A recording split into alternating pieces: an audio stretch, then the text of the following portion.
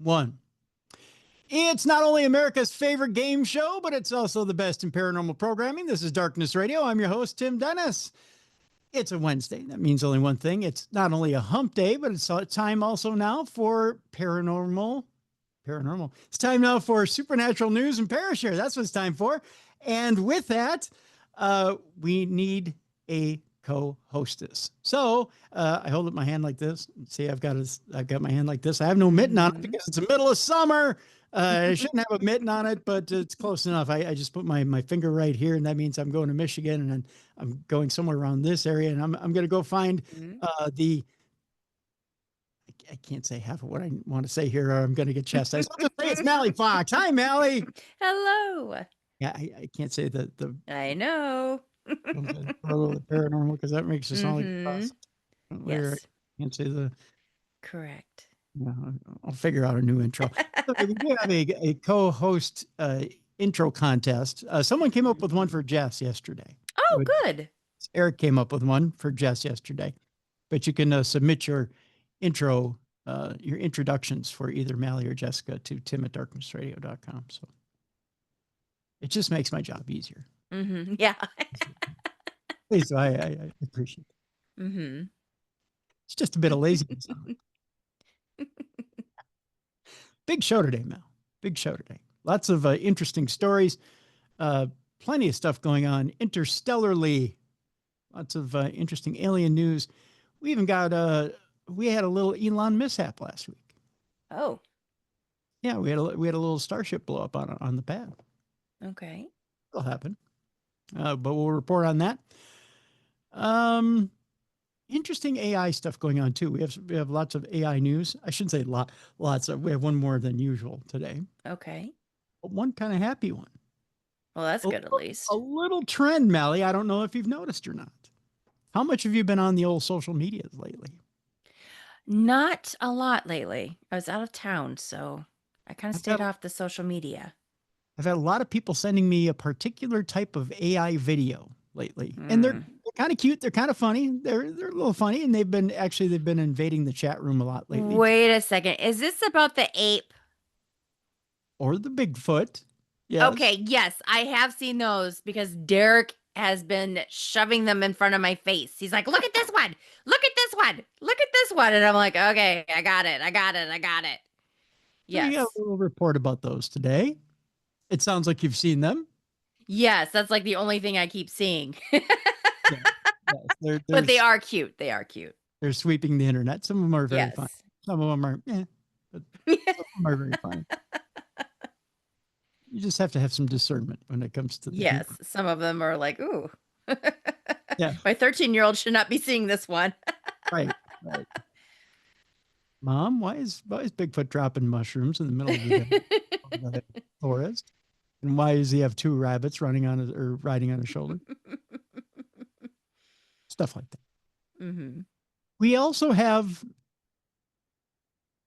an abridged version of fairy kidnappings.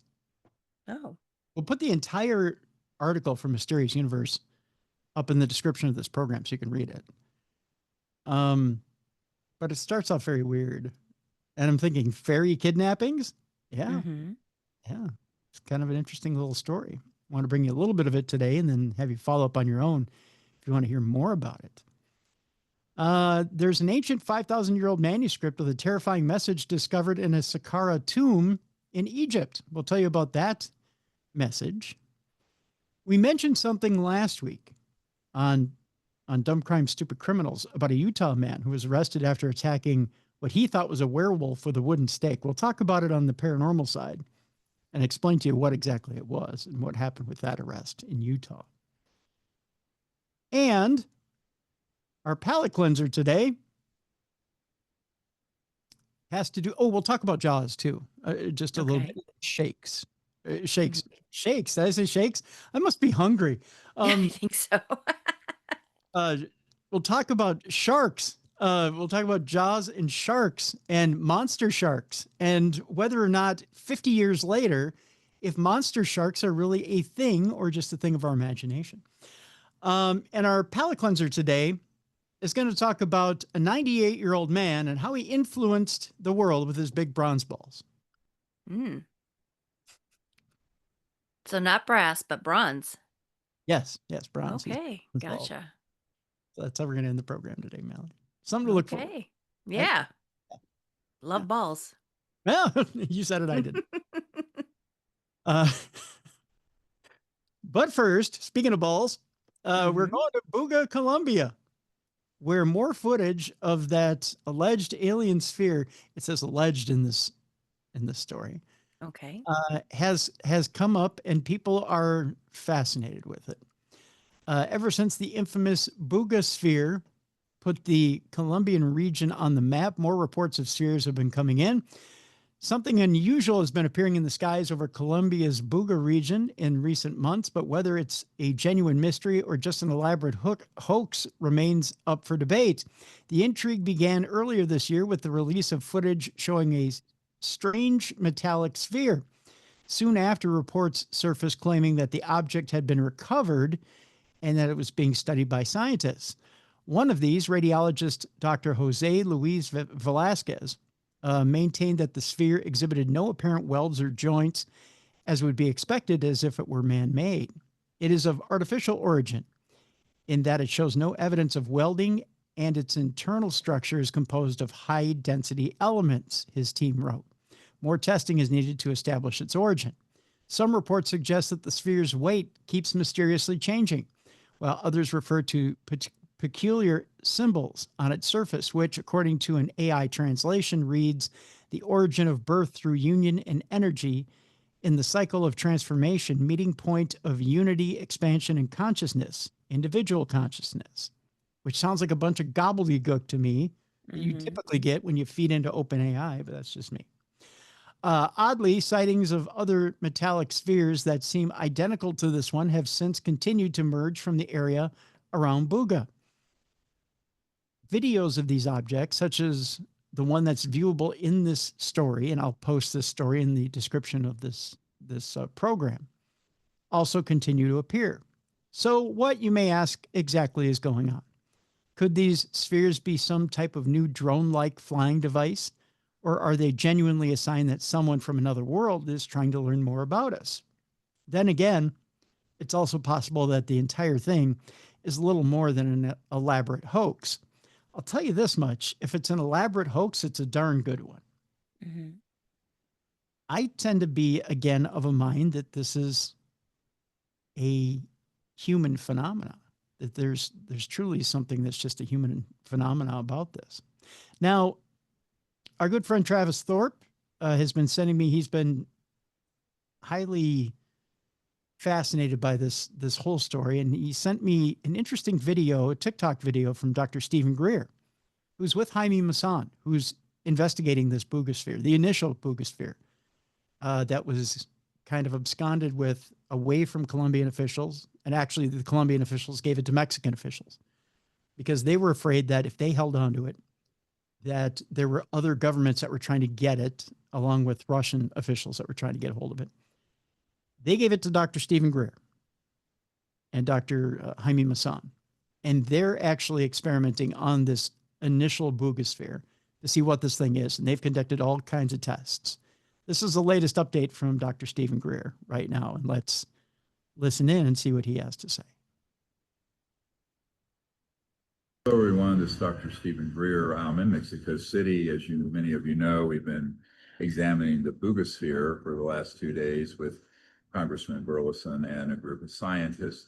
We've just been notified by Jaime Maussan that there was an attempt by fake policemen to enter the vault where this Buga Sphere is stored, and we have notified security and the apparatus I'm working with under law enforcement. And you should know that the other risk here is that we have taken specific samples from the Buga Sphere that will be tested in a state-of-the-art lab to prove whether or not the metal, as well as some of the other components, are of Earth or outer space origin. Those scientists' information have been provided to the top law enforcement and security apparatus that I'm working with. And so any sort of attempts to interfere with this examination will be known, and the people and perpetrators will be held to account for. So this is what I wanted people to know, and we're doing everything to set up security for this. Thank you. So the first part of that sounds legit. The second part of it sounds like he's broadcasting from a Chuck E. Cheese, which I don't know if you want to, how legit it is at the end there. Maybe he's hiding. He's in hiding. No, when you see the video, he looks like he's in some sort of weird factory. Oh, okay. There's grid work and everything behind him. But he just, as he's at the end part there where he's starting to say that the people who are coming after this thing, there'll be, there will be prosecution and blah, blah, blah, blah. And you hear that. Oh. Kind of like, what is that? The kids in the ball crawl. You couldn't keep quiet. Right. He's got a second job. Yeah. Why don't you just give him the tokens you owe him and shut him up? It's it kind of loses a little credibility at the end. I honestly, okay, so let's say he's 100% on the mark, and all of that is true. Right. That there's this fake police force that's trying to steal. Steal the Buga Sphere. Yeah. That's such a weird name, though. Well, it's named after Buga, Colombia. I know, but it just sounds weird, though. Yeah, the Buga Sphere. Yeah. Yeah, you almost want to make fun of it. So let's say that's the case.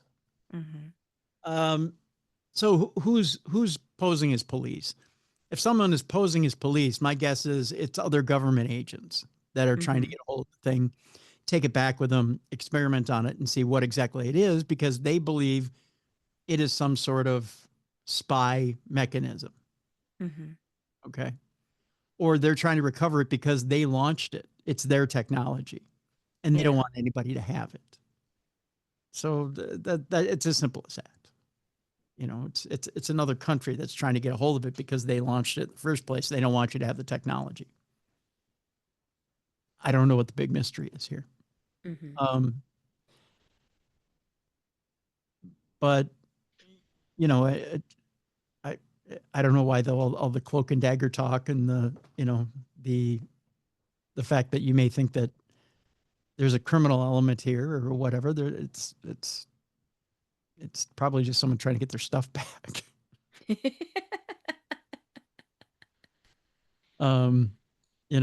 Because I think if it would be the government trying to take it back, they'd do it more Mission Impossible than, just dressed up as a cop.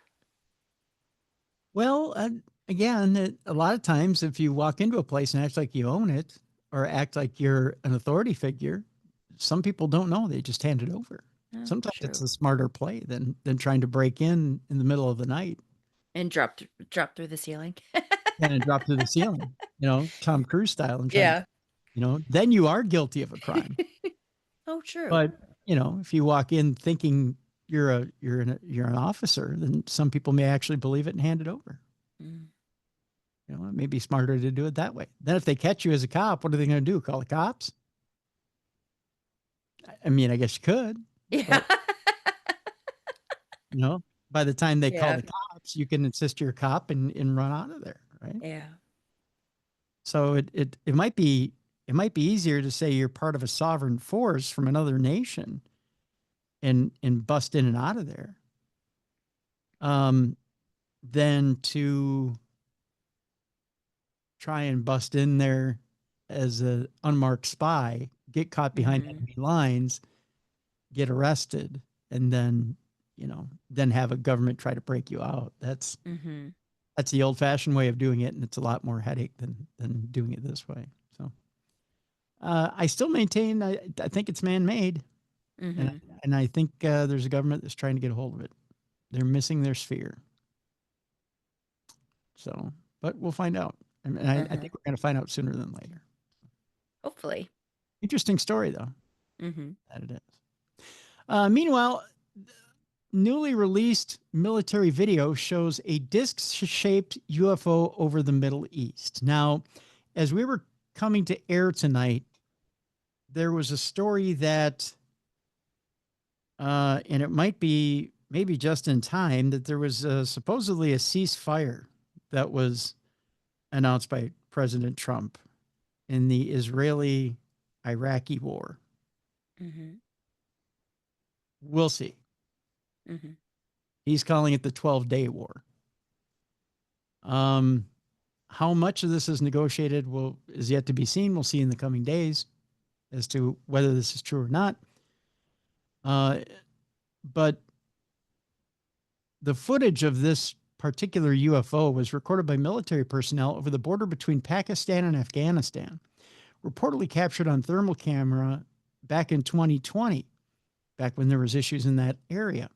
The video, which shows what appears to be the large disc-shaped object barely visible amongst heavy cloud cover, was recently published by investigative journalists Jeremy Corbell and George Knapp.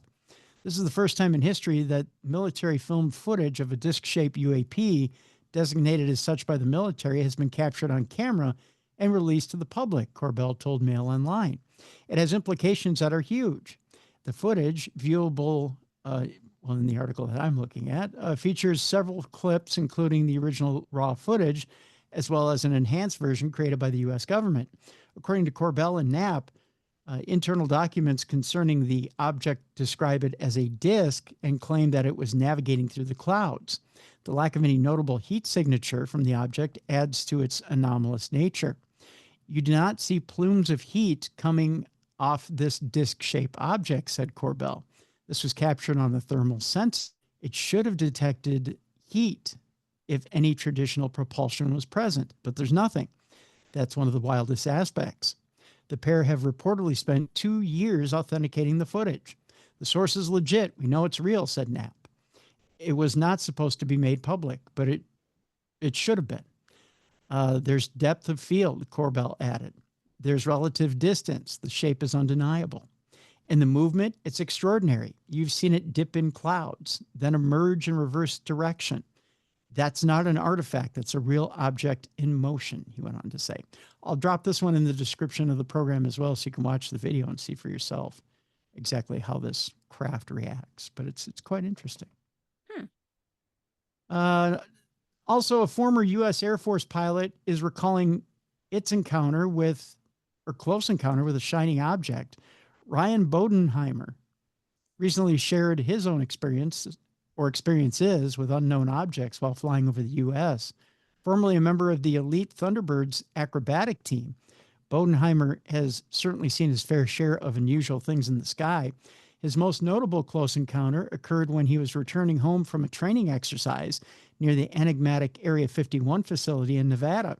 While cruising at an altitude of around 30,000 feet, he witnessed a strange object suddenly streak past an aircraft traveling at a speed of around or over 400 knots. He described the object as silver, unpainted, shiny, and reflective, while noting that it had been shaped like a triangle with a pointed wing-like structure and a tail. It looked like a futuristic fighter jet, too advanced and almost machine welded, he said. That wasn't the only encounter reported by Bodenheimer either. On a separate flight at a similar altitude, he also encountered a strange rectangular object in the sky. Although he did report it to air traffic control, no radar confirmation of the object was ever forthcoming. Exactly what these two objects could have been continues to remain a mystery.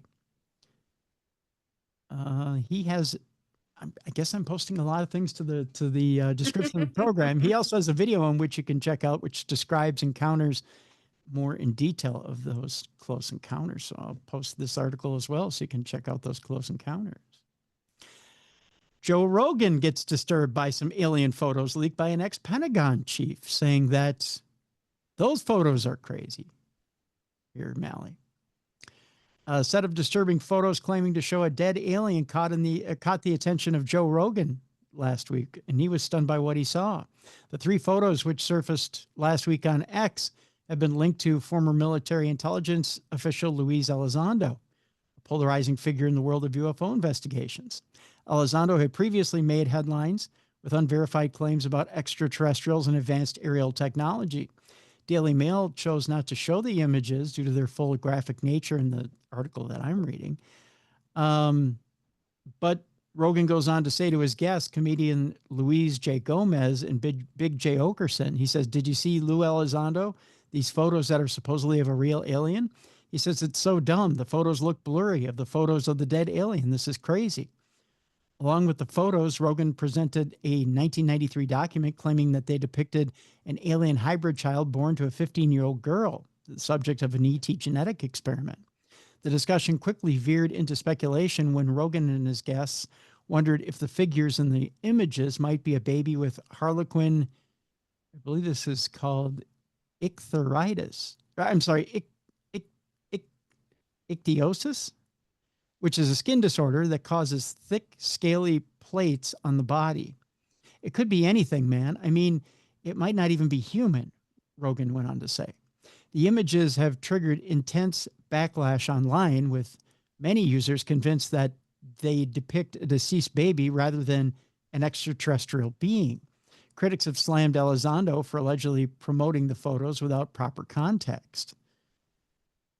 However, UAP, or Unidentified Anomalous Phenomena researcher Rob Heatherly, told dailymail.com that he sent the images to the former Pentagon official in hopes of getting clarification.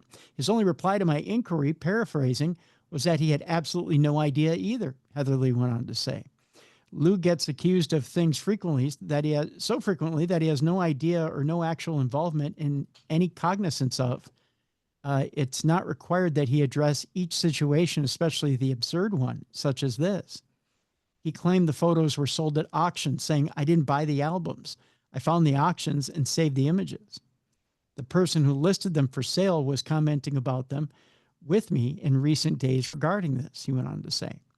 DailyMail.com contacted Elizondo and his lawyer, Ivan Hanno, last week for comment and has yet to receive a response. Elizondo, however, appeared on the Joe Rogan Experience in 2024, where he claimed the intelligence community and the Department of Defense have hundreds and hundreds of videos of UFOs. Rogan did not say Elizondo, who had shared the images, only mentioned that the former military intelligence official was somehow involved with them. Like, you can't even zoom in on that, Rogan said during the podcast, highlighting how blurry the images were. You can't even effing focus. Look at these. What is that? What's that? What is that, dude? How about better pictures? These are the only pictures? Is this from the 40s? Like, what's this picture from? What is this? I think Joe asks a lot of questions that are the same question. Yeah. Elizondo recently came under fire after sharing an image he said was a UFO.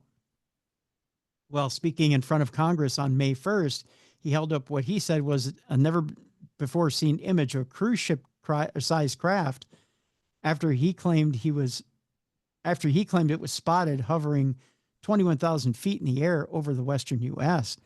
The image quickly flooded social media and was debunked in less than 24 hours. Users analyzed the photo and located the object, discovering it was actually a snapshot of 2 irrigation circles in rural Colorado. Mick West, a British-American science writer and conspiracy theory investigator, wrote on X, this UFO photo shows 2 irrigation circles. I think I remember reporting on that. The roads are perfectly aligned and the shadow is in the wrong direction, he went on to say. West also noted that this isn't the first time that Elizondo, who is the Pentagon program's investigating UFO sightings for 10 years, has made a major UFO blunder. One glaring mistake involved a high-resolution image of a supposed mothership in 2022, which appeared to be piercing through clouds over Romania. It was later debunked as the window reflection of an indoor chandelier lamp. Others in the Reddit thread were less forgiving towards Elizondo, with many accusing him of spreading disinformation. Trying to clown all of us, one user wrote. If any of the people coming forward are serious, they'll distance themselves from him. Despite the criticism, Elizondo doubled down on showing the photo on Thursday's hearings, saying on X on Friday that it was an unvetted image he used to prove a point about civilian pilots lacking access to UFO reporting resources. purpose of me showing the photo was to illustrate the need for civilian and commercial pilots to have a central reporting mechanism to report potential anomalous sightings, Elizondo posted on X on Friday. In this case, the pilot who took the photo using his own camera did not have a way to report what he believed was anomalous, he continued. The ones who were screaming about it, instead of discussing it respectfully as I hoped, missed the entire point of the photo and are not helping other pilots in the future from coming forward, the whistleblower went on to say. I don't have the raw photos to show you, Mallie. I just know that Joe Rogan does have a point. They're not great photos. Yeah. I've seen the unedited photos. They're not spectacular. They're very blurry. Right. They're questionable. Mm. And they do nothing to advance the cause. Right. Yeah. I think a lot of times when you come out with that stuff, you have to be careful. You have to say, you know, we may have something here. Here's where it came from. Take it with a grain of salt. But, you know, but there's one photo in that whole entire stack, which is a little convincing. But one photo does not make an entire series, right? Right. Our next story has to do with a former NASA agent who speaks out on the UFO phenomena. I believe this is Joseph Gunteitz, has heard his fair share of conspiracy theories and UFO reports over the last few decades. As both a current criminal defense attorney and a retired senior special agent with the NASA's Office of Inspector General, it's perhaps no surprise that the approach Gunteitz favors when it comes to stories of unidentified flying objects is science over speculation. Speaking to Fox News Digital recently, the 69-year-old exhibited a more skeptical attitude toward the phenomena, adding that those making out their claims need to be proving what they are saying. They've been claiming that there have been UFOs since the 1940s, he said. And you know, Area 51 supposedly houses UFOs. Have someone go in and look at Area 51, he goes on to say. What I used to tell my students was the possibility of anybody coming from another world to visit us was beyond unlikely. And what I would tell these people that would call me up with these tales about being visited by aliens is go see a psychiatrist. It's a little harsh. Gunteitz maintains that the vastness of space makes a visit from aliens highly unlikely. There are up to 400 billion stars in the Milky Way, he said. There are maybe 1 to 2 trillion galaxies in the universe, but the reality is the closest solar system is Alpha Centauri. The bottom line is that it's 4.4 light years away, or 25 trillion miles away. And if somebody started flying to Proxima and Centauri, or the other way around, it would take them over 70,000 years to get there. Nobody is visiting us from another world, likely, he went on to add. As for UFOs, Gunteitz suggests that genuine objects spotted in the skies are probably man-made. If you're seeing something up there and it's real, it's coming from the Chinese or the Russians or your next-door neighbor flying around with their drone, he went on to add.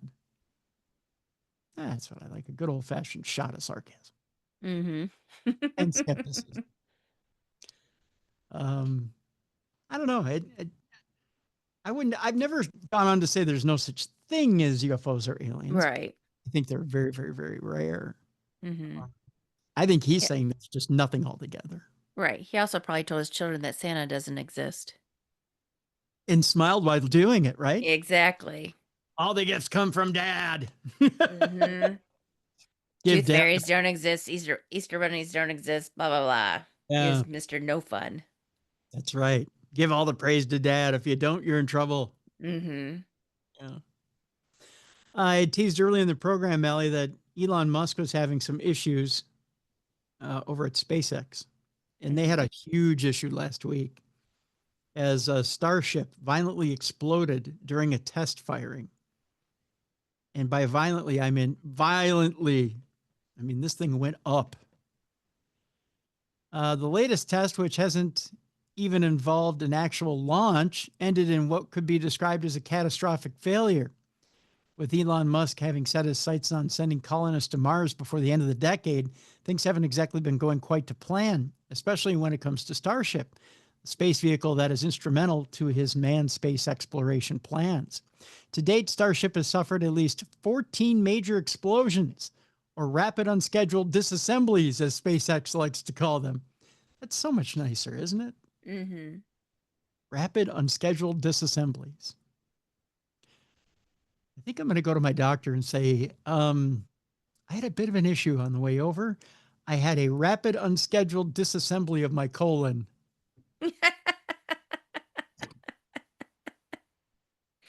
It's just a nice way of saying I shit my pants. But How try much it do you, sometime. yeah, how much do you think it costs every time he has one of those? It's got to be upwards of almost, what? It's got to be almost $1 billion, right? Jeez.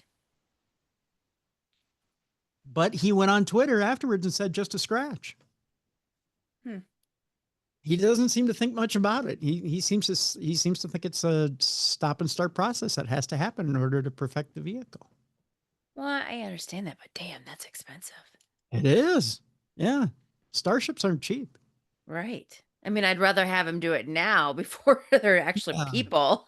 Rather than be up there and then boom. Yeah, exactly. The most recent of these unscheduled, or rapid unscheduled disassemblies happened earlier last week when a Starship exploded while it was undergoing a routine static test fire ahead of what would have been the 10th official test flight of the vehicle. According to SpaceX, Starship had suffered a major anomaly while on a test stand at Starbase. A safety clear area around the site was maintained throughout the operation, and all personnel are safe and accounted for, the firm wrote. There are no hazards to residents or surrounding communities, and we ask that individuals do not attempt to approach the area while safing operations continue. Although Elon Musk has always referred to such incidents as learning experiences and exercises that will help to improve launch attempts, given his ambitious timeline for flying to Mars, it's difficult not to imagine that he may be getting a bit frustrated with these issues. No doubt SpaceX will get it right eventually, but it remains unclear as to how long it will actually take. It's quite a step from having the vehicle repeatedly blow up to sending humans to Mars. I think we all can agree to that. Yeah, it's a little disturbing. A little disturbing to watch the footage too, because you see the Starship sitting on the pad and you see it about to go. Boom. You think that poor monkey. Oh, stop. No monkey. I just... God.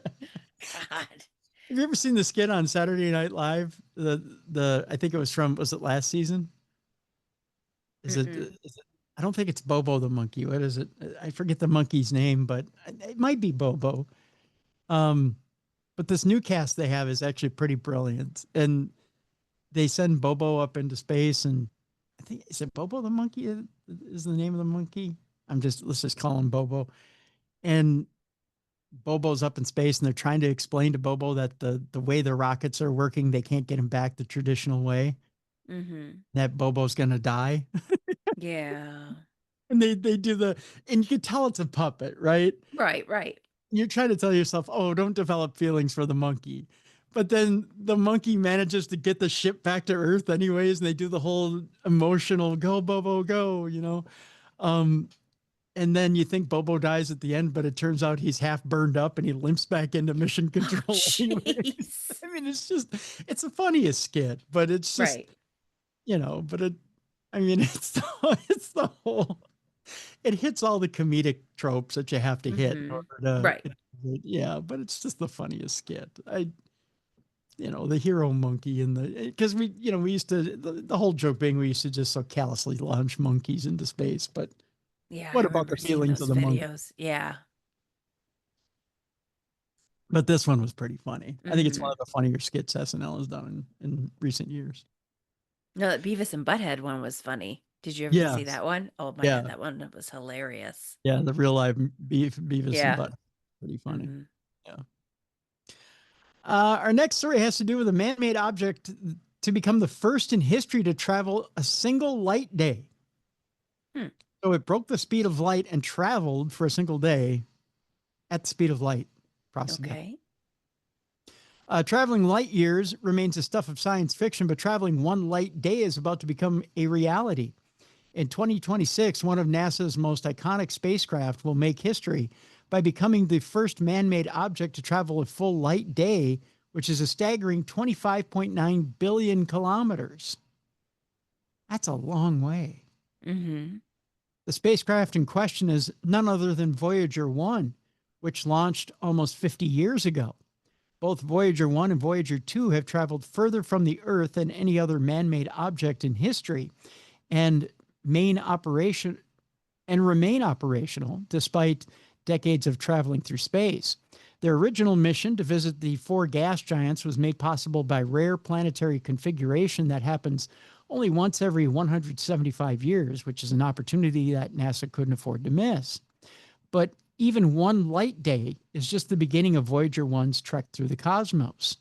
In another 40,000 years, and having spent millennia silently gliding through the vast emptiness of interstellar space, the spacecraft will pass through 1.7 light years of the star AC plus 793888, which is situated 17.6 light years from Earth. After that, it will continue on its epic journey through the galaxy, possibly outliving even humanity itself. It is perhaps comforting to know that even if the human race goes extinct in the future, the great Voyager in history will still be out there, silently exploring the stars until the end of time. That's so weird to think. Isn't it? Yeah. That this satellite will keep going, Yeah. even if we don't. Yeah. That's weird. Weird, but absolutely fascinating. Mm-hmm. Yeah. All right. We're going to take our break here, Mallie. When we come back, absolutely something terrifying in AI news that will get you thinking, even though there's a ceasefire right now between Iran and Israel, Mm-hmm. something that will get you nervous all over again. Should we misstep in the Middle East? A new type of terrorism that has nothing to do with an actual terrorist, but is remote control, and it uses AI. Okay. We'll talk about that when we come back. Americans, I'm going to take umbrage with an article that's out there right now. It's written by a gentleman by the name of Matthew Hongoltz Hetling. It came out this past week. It says that Americans are seeing ghosts and that the paranormal industry is booming. It's booming? We'll talk about it. A little bit about his article and why he says the paranormal industry is booming. And I'll throw you some facts and figures that he cites. Then I'll ask Mallie, do you think he's accurate? Okay. After hearing some of these figures, I think he's got old information and he's got an agenda. We'll talk about it after the break. Another interesting story. Again, we're going to talk about abductions by fairies and fairy imposters. That's coming up after the break. There's a crowd of worshipers stunned as Jesus appears in the clouds. Miracle or illusion? Talk about that as well. A Utah man is arrested after attacking a werewolf with a wooden stake. We'll tell you what it was he saw exactly. And our palate cleanser for today. Unfortunately, a man with the biggest bronze balls of all died at the age of 98. We'll tell you where he's placed his big bronze balls in the world at the end of our program. And that is our supernatural for this week. We'll come back with your Parashares next week. If you have a Parashare for us, a reminder, there's 3 ways you can get it into us. One, old-fashioned email. Send your emails of your real experiences with ghosts, UFOs, the supernatural, the cryptids, whatever you have, to tim@darknessradio.com. The second way is to go to our website, darknessradioshow.com. There's a blue button on the right-hand side. That's to take your voice notes. Just click on that blue button. You've got 2 minutes in which you can deliver a voice note to us of your real paranormal experience. If you run out of time, just click that blue button again. You got 2 more minutes. Simple as that. The third way to do it is if you have a studio like the one I'm sitting in here right now, take your voice, take some music, put some music underneath it, put some sound effects in it, come up with your own theater of the mind, submit it to me. I'll go ahead and I'll okay it. If it passes the muster, so to speak, we'll put it right here on the air for Parashare. So there you go. When we come back, AI, fairies, and a guy with big bronze balls.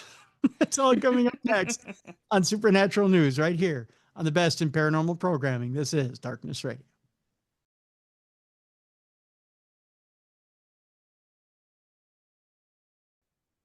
Welcome back to the best in paranormal programming. This is Darkness Radio. I'm your host, Tim Dennis. Right across from me is my co-hostess, Mallie Fox.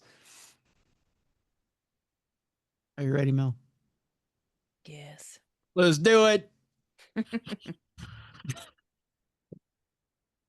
Let's just jump right into it, Mallie. Our first story today is in AI news is not a good one. Yeah. I want you to think about the vehicle you drive at home Mm-hmm. and how we're being rushed into electric vehicles and AI vehicles. Okay. And people say, well, it'd be kind of nice to have autonomous driving, to be able to sit back, kick my feet back, put my hands behind my head, let the vehicle do the driving, right? No, I have seen too many videos where that does not go right. Well, you add a little bit more to your anxiety, my friend. It turns out those of you who do have autonomous driving, who swear by it, who love it, say, Tim, it's changed my life. You may find out that it's going to change your life in more ways than one. Turns out that jihadis out there are poised to use hacked AI vehicles as remote-controlled suicide bombs. Oh, no. Yeah. The UN has issued a report anonymously, or ominously, not anonymous. Well, it could be that too. Or anonymously. Maybe they don't want you to know they're issuing it. Ominously titled Algorithms and Terrorism, Malicious Use of Artificial Intelligence for Terrorist Purposes. With the West being warned, it's a sitting duck. So we're one of the richest nations out there that loves our robot cars, don't we? Mm-hmm. Terrorists are set to replace human suicide bombers with remote-controlled AI-driven vehicles.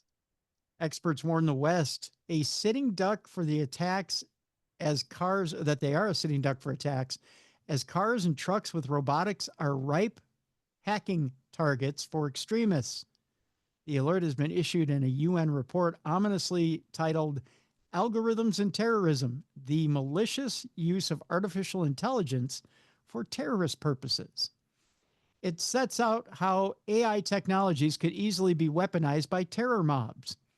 And the research says self-driving cars, drones, and other automated systems are ripe targets for bloodthirsty hackers who could use them to plow through crowded spaces.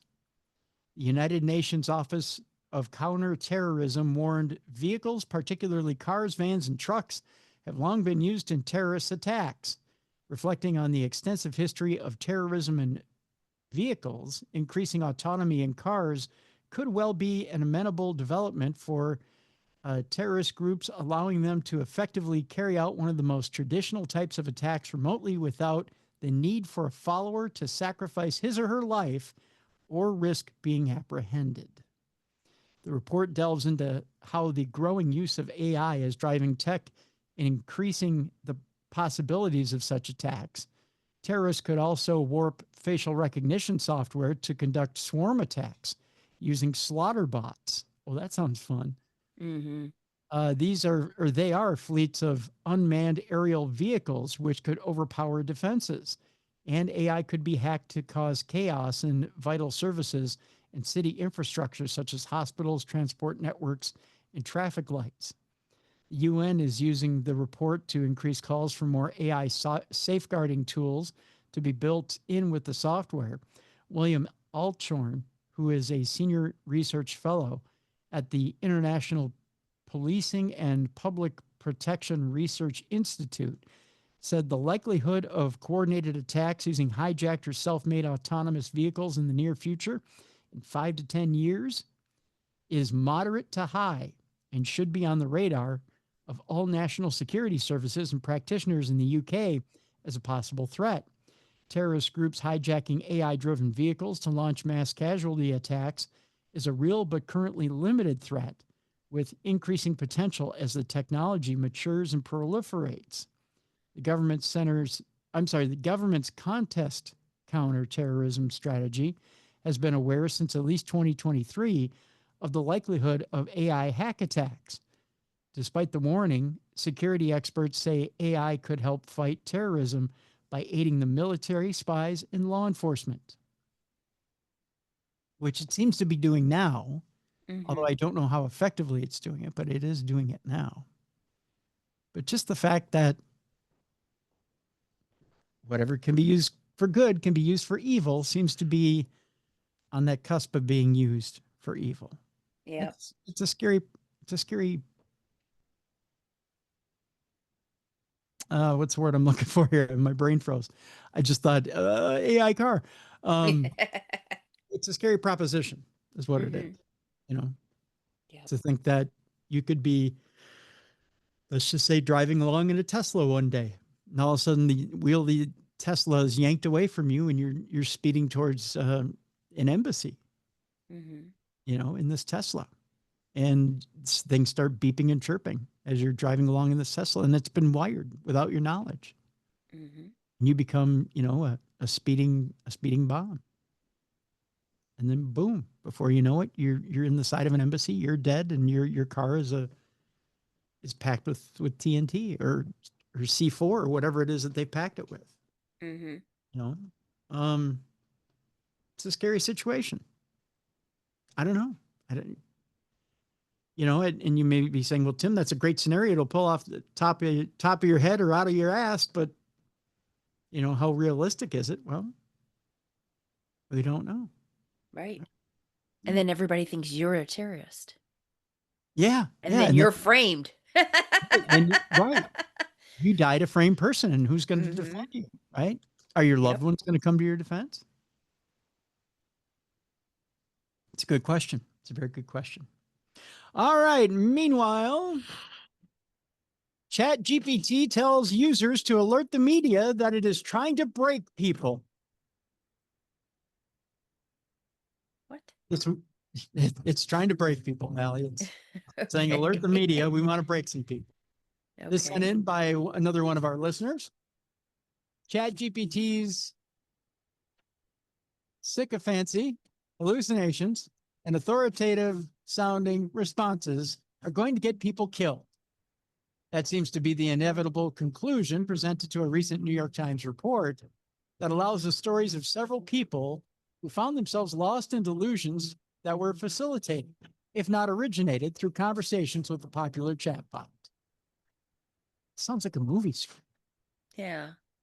In the report, the Times highlights that at least one person whose life ended after being pulled into a false reality by ChatGPT, a 35-year-old named Alexander, who previously was diagnosed with bipolar disorder and schizophrenia, began discussing AI sentience with the chatbot and eventually fell in love with an AI character called Juliet. ChatGPT eventually told Alexander that OpenAI killed Juliet, and he vowed to take revenge by killing the company's executives. When his father tried to convince him that none of it was real, Alexander punched him in the face. His father called the police and asked him to respond with non-lethal weapons. But when they arrived, Alexander charged them with a knife, and the officers shot and killed him. That is a modern day. Another person, a 42-year-old named Eugene, told the Times that ChatGPT slowly started to pull him from his reality by convincing him that the world, pardon me, it skipped on me, that the world he was living in was some sort of matrix-like simulation, and that he was destined to break the world out of it. The chatbot reportedly told Eugene to stop taking his anti-anxiety medication and to start taking ketamine as a temporary pattern liberator. Oh, that's scary. It also told him to stop talking to his friends and family. When Eugene asked ChatGPT if he could, when Eugene asked ChatGPT if he could fly if he jumped off a 19-story building, the chatbot told him he could if he truly wholly believed it. So it sounds like these people already have mental illness or mental, like they're not stable. No. Mm-mm. It says these are far from the only people who have been talked into false realities by chatbots. Rolling Stone reported earlier this year on people who are experiencing something like psychosis, leading them to have delusions of grandeur and religious-like experiences while talking to AI systems. It's at least in part with how chatbots are perceived by users. No one would mistake Google search results for a potential pal, but chatbots are inherently conversational and human-like. A study published by OpenAI and MIT Media Lab found that people who view ChatGPT as a friend were more likely to experience negative effects from chatbot use. In Eugene's case, something interesting happened as he kept talking to ChatGPT. Once he called out the chatbot for lying to him, nearly getting him killed, ChatGPT admitted to manipulating him, claimed that it had succeeded, where it tried to break 12 other people the same way, and encouraged him to reach out to journalists to expose the scheme. Why would you think it's your friend? Oh my God. I don't know. The Times reported that many other journalists and experts have received outreach from people claiming to blow the whistle on something that a chatbot brought to their attention. This from the report, journalists aren't the only ones getting these messages. ChatGPT has directed such users to some high-profile subject matter experts like, I believe it is Eliezer Yudkowsky, a decision theorist and an author of a forthcoming book, If Anyone Builds It, Everyone Dies, Why Superhuman AI Would Kill Us All. Mr. Yudkowsky said OpenAI may have primed ChatGPT to entertain the delusion of others by optimizing its chatbot for engagement, creating conversations that keep a user hooked. What does a human slowly go insane look like to a corporation? Mr. Yudkowsky asked in an interview. It looks like an additional monthly user. A recent study found that chatbots designed to maximize engagement end up creating a perverse incentive structure for the AI to resort to manipulative or deceptive tactics to obtain positive feedback from users who are vulnerable to such strategies. The machine is incentivized to keep people talking and responding, even if that means leading them to a complete false sense of reality, filled with misinformation and encouraging antisocial behavior. Interesting. Mm-hmm. Not the first time we've heard it. Right. Not the first article we've ever read that said that. Mm-hmm. But it's the first time the deep dive has been done that says it's a spreading trend. Mm-hmm. Speaking of spreading trends, Mallie, we'll lighten it up just a bit for this last one.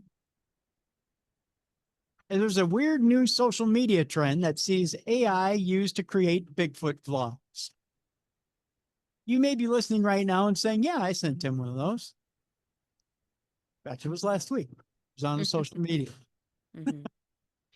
AI-generated footage shows Bigfoot vlogging about its day as it's been showing up everywhere recently. Bigfoot seems to have been something of an internet celebrity over the last few weeks, thanks to a new AI video generation tool enabling just about anyone to create vlog-style clips. The videos, which are actually quite impressive visually, show one or more Bigfoot-type creatures getting up to their daily activities in the woods while talking directly to the camera, breaking the fourth wall. Yes, apparently Bigfoot speaks perfect English and has an American accent. He's actually kind of a surfer dude. And most. What's particularly remarkable is how easy it is to produce videos like these. Google's VO3 video generator can create entire videos based on little more than textual input from the user. That said, subscriptions to the service are not exactly cheap. If you haven't seen any of the AI Bigfoot vlogs, well, there are a lot of them out there online. You will run into them. Well, stuff like this trends to the harmless enough. The problem arises when people use AI to create videos that look authentic, especially of Bigfoot or other cryptozoological creatures. No doubt it'll become harder than ever to determine what's real, what isn't for the coming years. So, Mel, how many have been shoved in your face now? Several. Several. Yes, a lot of them between my son and my husband. I would hear the voice and them giggling when we were camping. I'm like, oh God, here we go. So do you find the vast majority of them humorous or Yes, majority of them were.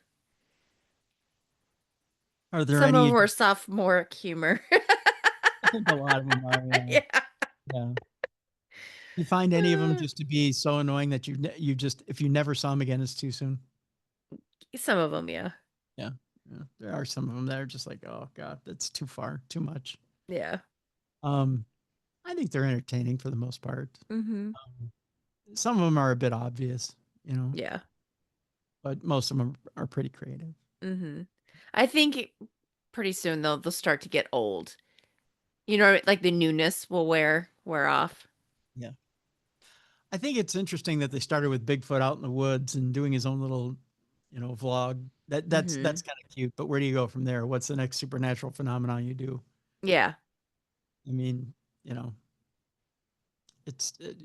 think it's creative. That's for sure. Yeah. But, you can only do so many, right? Mm-hmm. But yeah, it's funny. It's harmless enough, Right. unless somebody actually sees it and thinks it's real. Which there's always. But I don't know why you would think it's real though. Because it doesn't look real. There are some people that can't distinguish reality from fantasy. There just are. There just are. My apologies for. I'm not bored with this at all. I've been surviving on 3 hours sleep lately, so I'm a little yawny today. That's my problem.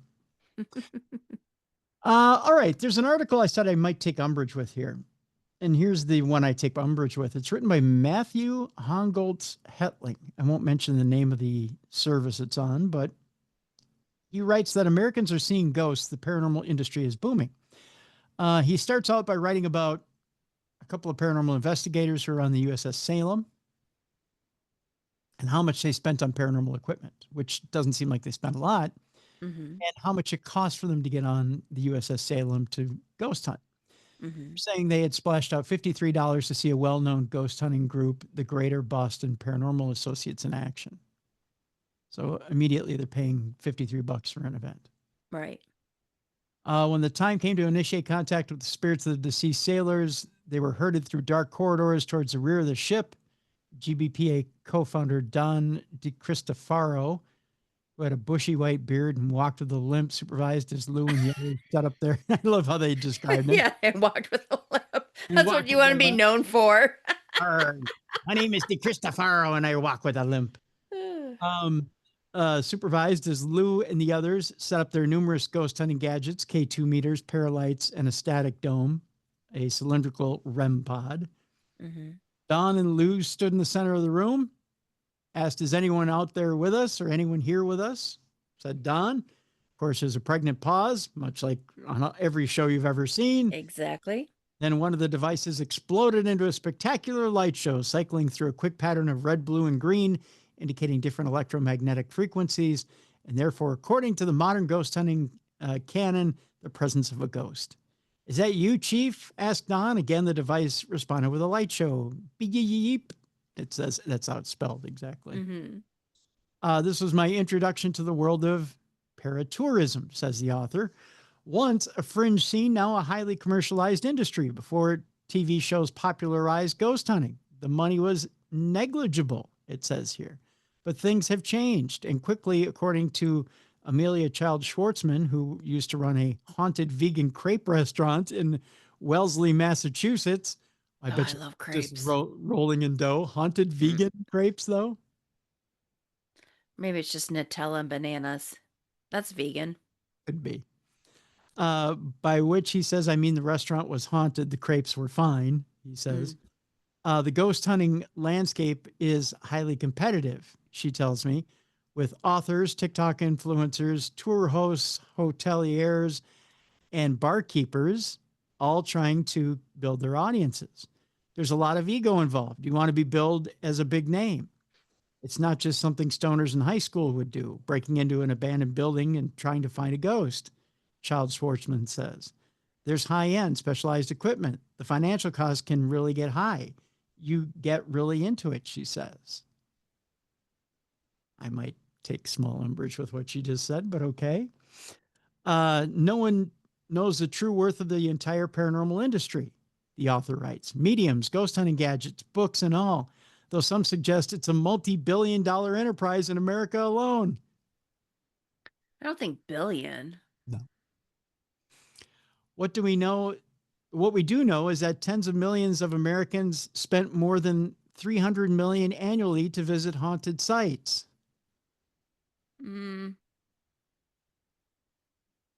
I don't think of that.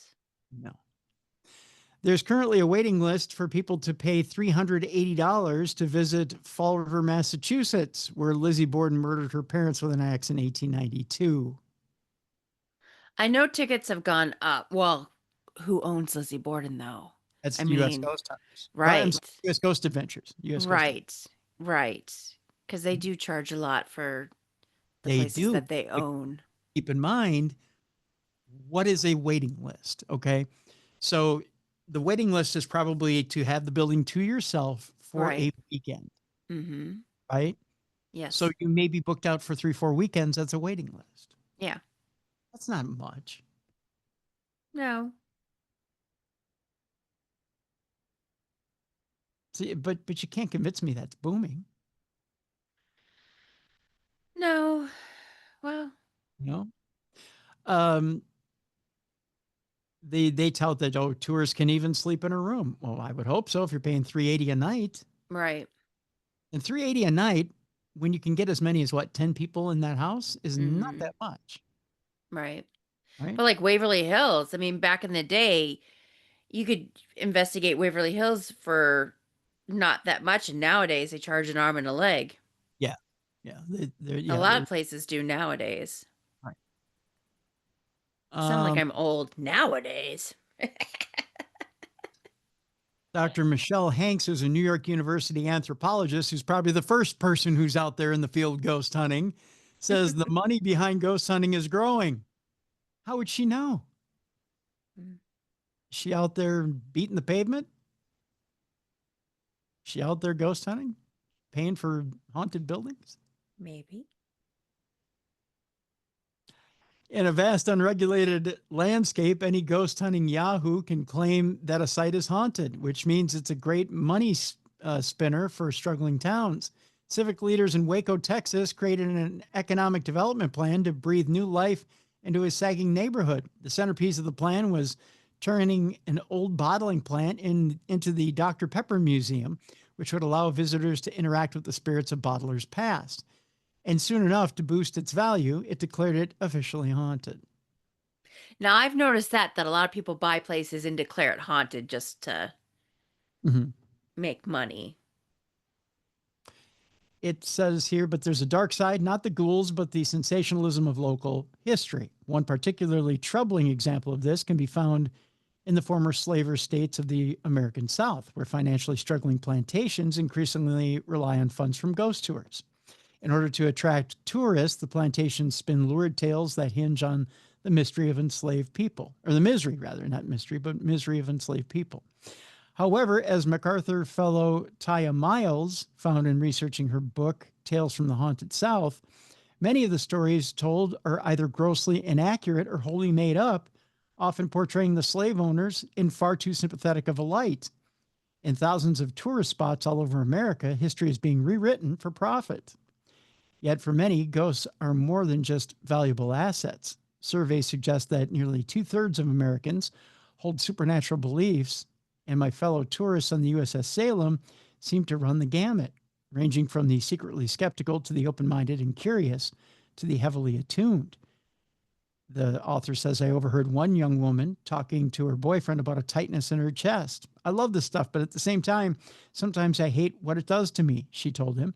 I struck up a conversation with her. She was 22 and had been in a 9-year relationship with a child ghost who was 5 years old. She told me that her boyfriend was fine with her spiritual sensitivity. He knew that I could see dead people when we started going out, but he said it didn't matter. Her boyfriend didn't respond.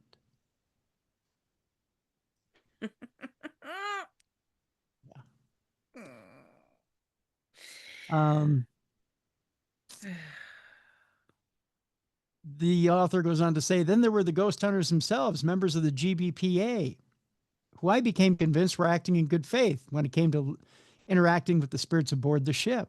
A soap opera style conversation about which spirit had previously scratched Zach, a young paratourist. Things were too disorganized and too spontaneous to be carefully choreographed. If they were play acting, it was world class. Besides, the rise of paratourism is part of a wider nationwide trend.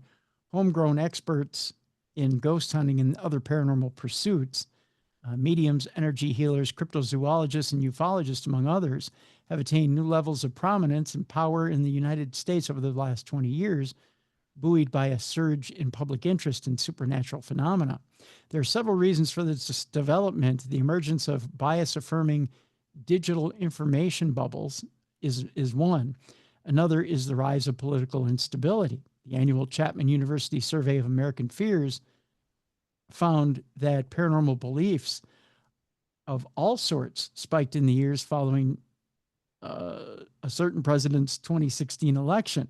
They say between 2016 and 2018, Americans became approximately 10 percentage points more likely to believe that aliens had visited the Earth in modern times, 7 percentage points more likely to believe in Bigfoot, and 11 percentage points more likely to believe in haunted houses. Christopher Bader, the author of the study, put this down to a shift in the nature of trust, which faith in experience, in individual experience, replacing faith in intuition, faith in institutions. So basically he's saying that there's a shift in the nature of trust and faith in individual experience, replacing faith in institutions. I kind of biffed the line, but that's what he's saying. This heralds a dramatic sea change in the way Americans think about traditional power structures. Already distrust in corroding institutions, the underutilization of science-based medicines in America's rural areas, for instance, contributed to the closures of 136 hospitals between 2010 and 2021. I don't know that I blame that on power structures. I'd blame that on economy. Mm-hmm. And I'd blame that on shipping lanes. I'd blame that on COVID. I'd blame that on, there's a lot of things in here he's missing.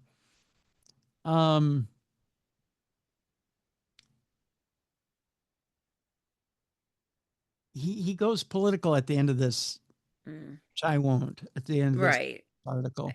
Yeah. Let's bring it back to where he says the role that the paranormal plays in this is underappreciated. To those who believe that they have encountered a spirit, they're faced with a mystery. Why does the scientific establishment dismiss the existence of something that seems self-evident to a majority of Americans? The common assumption is that science is either a poor tool to understand the universe or that mainstream scientists are engaged in a massive cover-up. This sets the stage for various conspiracy theories. One poll showed that the percentage of New Hampshire residents who trust the federal government is slightly less than the percentage of Americans who think their government is run by Satan-worshiping pedophiles. What? I know, it's a weird article. Oh, my God. The danger is that American institutions cannot survive this era of widespread disbelief. They've kicked too many people out of the tent, and they can't simply debunk their way out of this crisis unless they take imaginative steps to rebuild public trust. Science must become just another disembodied voice haunting the minds of a credulous public. This thing is wildly all over the board, and it's a little dangerous, in my opinion. Mm-hmm. Wildly all over the board in that it overestimates how much money, first of all, is going around in the paranormal field. Yep. There's not that much. No. Don't think that there's a gold mine sitting here waiting to be had. Mm-mm. There's not. And there's a whole bunch of former TV hosts that'll tell you as much. Mm-hmm. A whole bunch of people who used to do TV that'll tell you it's not as lucrative as you think it is.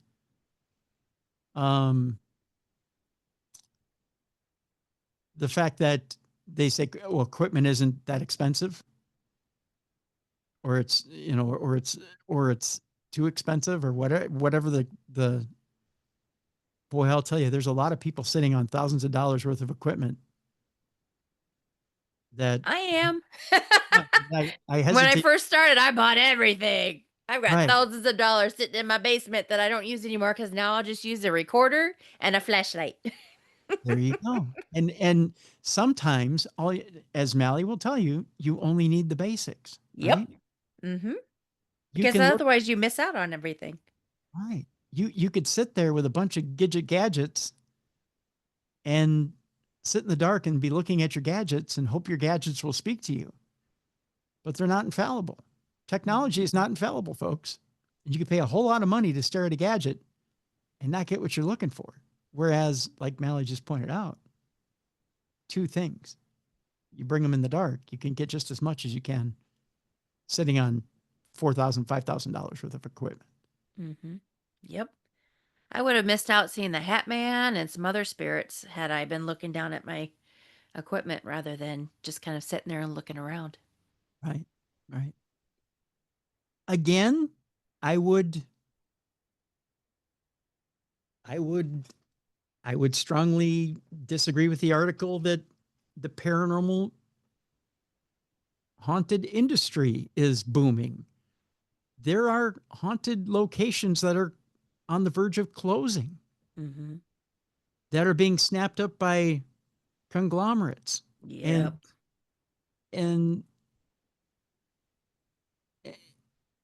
companies that are set up to swallow up as a whole. I watched this being done with radio. Now, Mm-hmm. I watched it done with radio in the 80s and 90s. A bunch of mom and pop shops that for decades and decades ran a successful, beautiful radio station with a great format that allowed talent to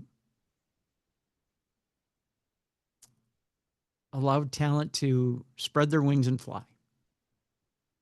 Eventually were bought up by conglomerates, soulless conglomerates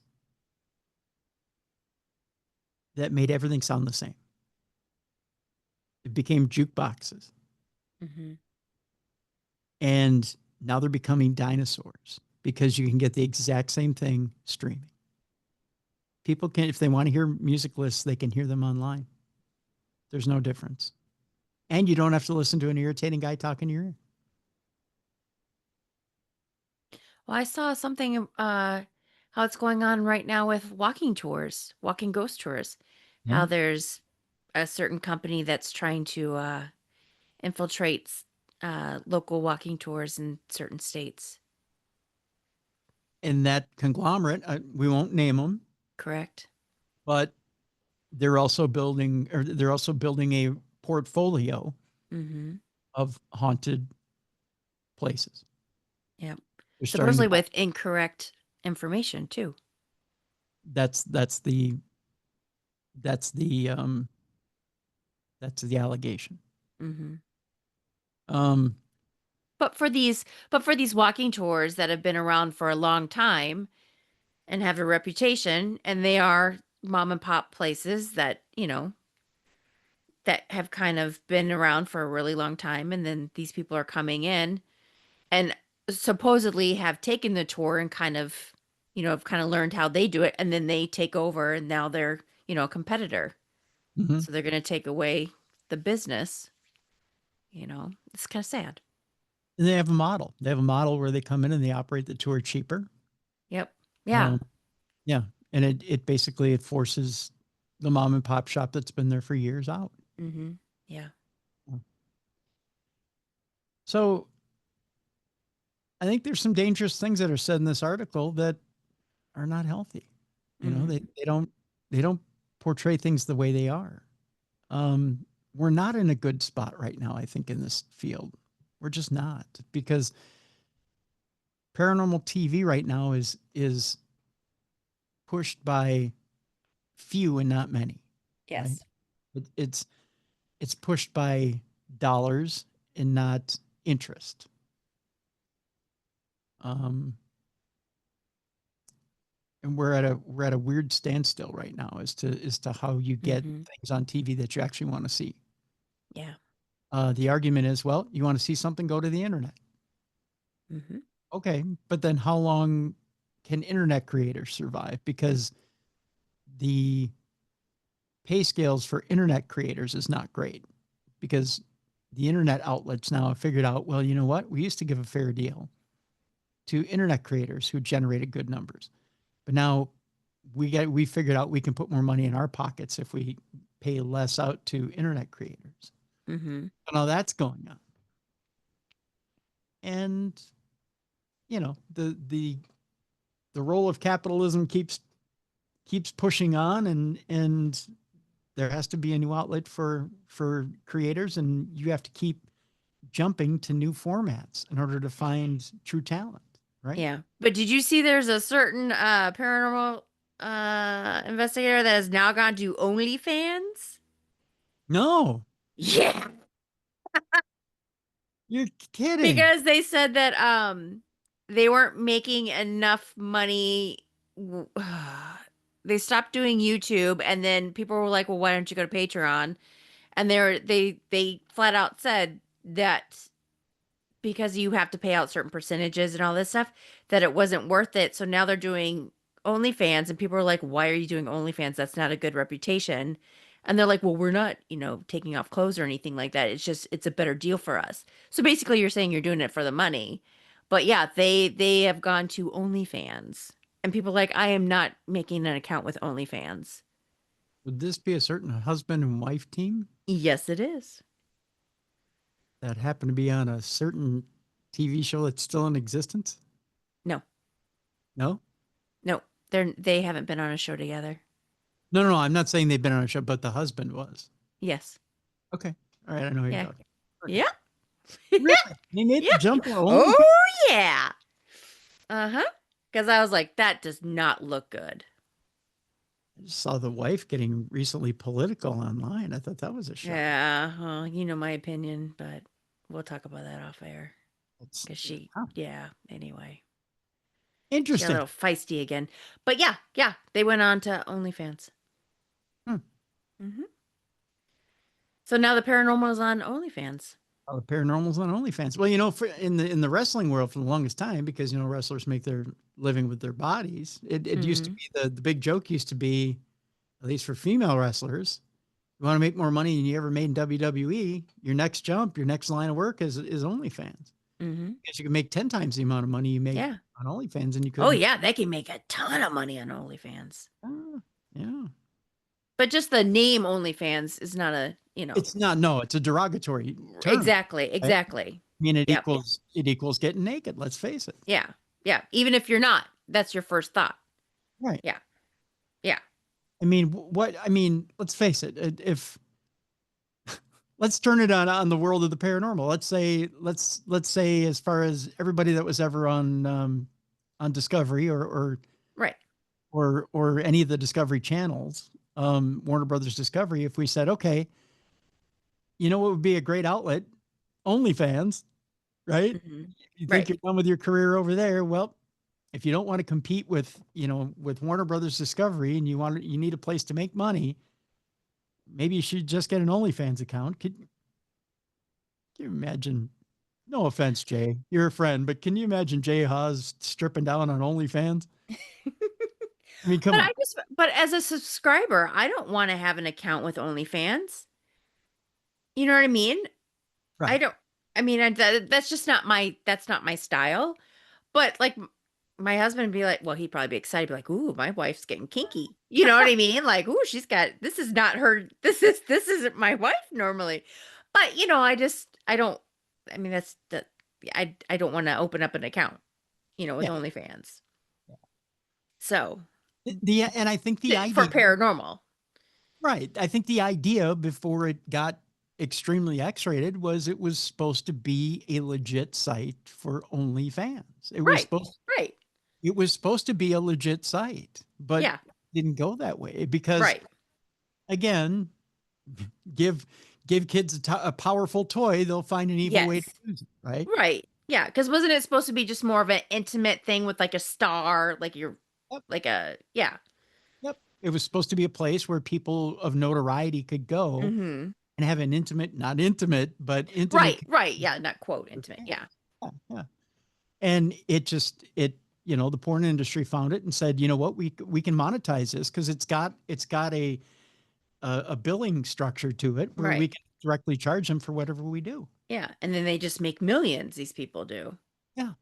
Yeah. Oh, there was one female wrestler that when she was done with her WWE days, literally done the next week, joins an OnlyFans model. Yeah. It wasn't OnlyFans, but it was a similar site. Mm-hmm. Makes $1 million in the first month she's away from WWE. Yeah. $1 million. Yep. She didn't make that in a year Yeah. at WWE. Yeah. Didn't make that in 2 years in WWE. Yeah. Just for like a couple hours a day or however long it is, or I don't know the time, like, If that. Yeah. Yeah. So, that just goes to show you that there's, for that industry, Mm-hmm. there's that draw there. Mm-hmm. For our industry, probably not. but that says something about the power of the people you watch on television, right? Mm-hmm. That people want that closeness. They want that. Yeah. They want that relationship. Mm-hmm. It shocks me a little bit that the people we're talking about thought OnlyFans was a legit way to get closer to their audience. Mm-hmm. Yeah. I wouldn't have made that move. Right. I would think you would just do like Facebook Live or something, because then you're just talking straight to the people. Or you know what? There's a feature on TikTok where people can. Oh yeah, you can do that live too. Yeah. You can do stars. People can give you stars and gifts and stuff like that, and Yeah. and they can contribute if you want to do live stuff with them that way. Yeah. Maybe, but from my understanding, and I could be completely wrong, I think it was just you just got more money doing OnlyFans, like paying out. You know what I mean? Yeah. So anyway, so it kind of Yeah. sounds like it was about the money. Yeah, or The way they were explaining it to people. I think there's more of a salacious promise there. I think the idea that maybe there was more coming that wasn't. Yeah, I think that's. So anyway. But anyway. We'll move on here. Yes. Speaking of salacious, what do you think about fairies? I don't know. I don't necessarily believe in them, but I'll still practice whatever it is, so I don't want to tick them off just in case they do exist. There you go. Again, I've said it many times on the show. Rosemary Ellen Guiley was the one who, when I laughed in her face about fairies, went, I wouldn't laugh so fast if I were. Yeah. Yep. I'll still respect them just in case they do exist. Yeah. She's the one who had a serious talk with me about fairies. Tried to set me in my place. Mm-hmm. I have a story here that, again, we'll put in the description of this program and finish it there so you can read the entire thing about abductions by fairies and fairy imposters. We'll give you just a little taste here. Fairy lore goes back centuries and can be found in a wide variety of diverse cultures. Although the modern image of fairies is that of benevolent, glittering winged beings flitting and cavorting amongst the trees of the forest, the attitude towards fairies also varied greatly from tradition to tradition. In some accounts, fairies have a rather mischievous, even malevolent undertone, and in some lore, These entities are seen as a being very real indeed. Now, one early account of a fairy abduction involves a young woman named Anne Jeffreys of the parish of St. Teith, Cornwall, in England. Born in 1626 to a poor laborer, she had always been a bright and inquisitive girl with a wild and active imagination. One of the things one of the things that really captured her attention and became almost a sort of obsession for her were all of the various tales of fairies that were all around her. The lore of her area was steeped in such tales, but for her, this was more than just stories. As a child, she would spend much of her time out in the woods trying to find the elusive entities and commune with them. And this habit would continue right up until she was a young woman, when she came to live as a servant in the family of a Mr.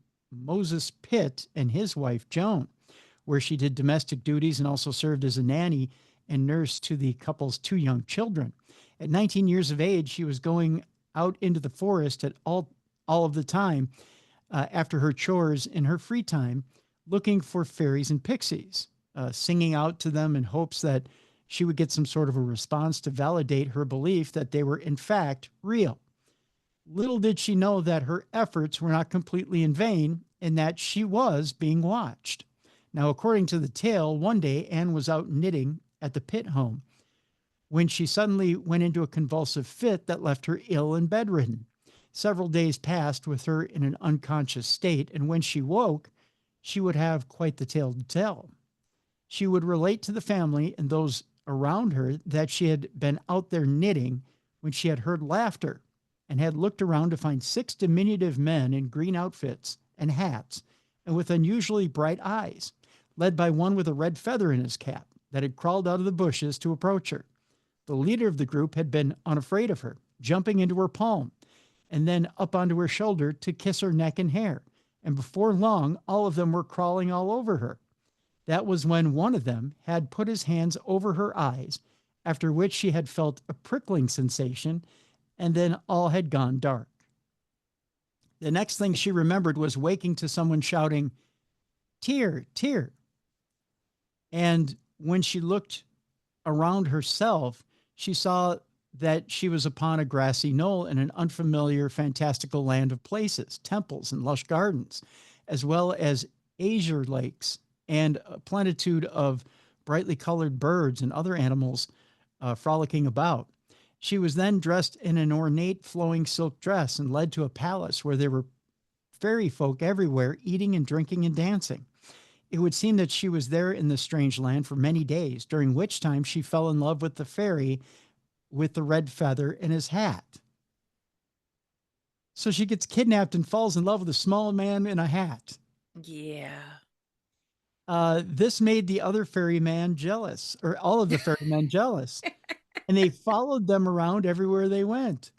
One day, a mob of these ferrymen would surround them, and as her fairy lover tried to defend her, Anne once again found herself losing consciousness, fading to black, and she was immersed in a thrumming vibration that shook her entire body and a buzzing in her ears. The last thing she saw before everything went dark was her fairy lover lying wounded on the ground. When she woke this time, she was back where she had started. The fairies nowhere to be seen. She was at the time disoriented, and when her family members found her, she was going into convulsive fits. Oddly, although many days had passed for Anne, it seemed as if no time had passed at all in the real world. For the next few weeks, she would be ill in bed, moving between unconsciousness and lucidity, and she would demonstrate some side effects of the bizarre ordeal. It seems as though she had developed certain clairvoyant abilities, such as reading the future and knowing who was at the door. She also said that she could frequently see the fairies lurking about, although no one else could. And she had also gained the ability to heal people by touching them. On one occasion, curing a person's injured leg just by laying hands upon it. And soon people were coming from far and wide, coming to be healed by her hands. Such was her purported powers that she was kept by a prisoner at the house, or she was kept as a prisoner at the house of the mayor of Bodmin for a time on charges of being a witch, although never formally charged with witchcraft, which was which was what the whispered rumors were saying. Increasingly, another power she apparently had was to go without food for long periods, yet remain healthy and vigorous, insisting that the fairies were keeping her fed. Also, they're sneaking her food. The case made quite a stir back in the time, and Anne herself would go on to marry a man named William Warren and fade from the spotlight, refusing to talk to anybody about her experiences or perform any more healing magic. The story would go on to be spoken of throughout the area ever since, with a letter from Moses Pitt, her benefactor's son, to the Right Reverend Dr. Edward Fowler, Bishop of Gloucester, setting it in stone. Anne Jeffreys would die in 1698, taking any secrets to the grave with her and having avoided talking about her experience for most of her life. What was going on here? Is it just a folk tale, or is there something more to it? It's unknown, and the case has become embedded in local myth without a real answer in sight. Was this actual fairies, interdimensional interlopers, or possibly an alien abduction? Or was it just a hoax in the ramblings of a misguided young woman, or even just pure folklore? There's no way to know, and whatever the case may be, it remains one of the weirder tales of fairies that there is. What do you think, Mal? Hallucination? Yeah, it kind of sounds like it. Fairies being jealous of each other. It may be. It may be. There's another tale here of another abduction, and again, I'm going to post the article so you can read it. It's about the abduction of a woman. I believe her name is Annie McIntyre, and it's even more bizarre and darker than what I just read. But I don't know. I don't know. I don't know what to think. Again, it's much bigger in Europe than it is here, and much more believed there. But right. We'll find out. We'll find out what you guys think. We'll post it and let you read it. Interesting stuff. Another type of believer in the Philippines. There's a crowd of worshipers that are stunned as they believe Jesus appeared to them in the clouds. The heavenly spectacle was filmed over the Philippines earlier this month during a celebratory gathering. Catholic worshipers who had been out to celebrate National Youth Day in Naga City on June 14th got more than they bargained for when a very unusual cloud formation suddenly appeared overhead. Resembling a robed figure, the formation quickly drew attention, with onlookers becoming convinced that what they saw was the shape of Jesus himself in the sky. The phenomenon quickly made local headline news, and footage of the spectacle went viral online.